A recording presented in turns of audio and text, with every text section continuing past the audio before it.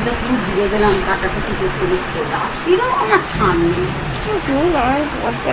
সব দেখেছেন কাটাকুটি করতে করতে ভিজে এসেছি, স্নান করে গেছি, তার একটু জল ঢেলে নিই।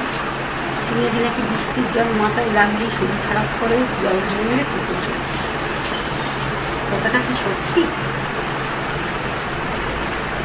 এটা পুরো আরও যদি হতো বৃষ্টিটা, এদিকে তাকাও না। তাহলে গরমটা যে একটু রাস্তা ভিজলো, এই কিছু হবে না।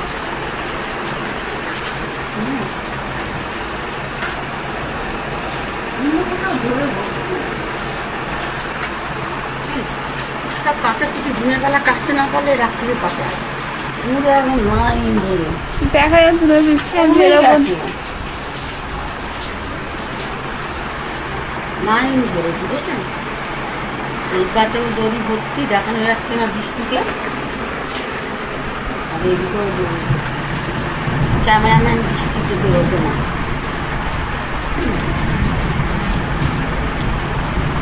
বুঝেছেন কি করবো বলুন? চাই চানটা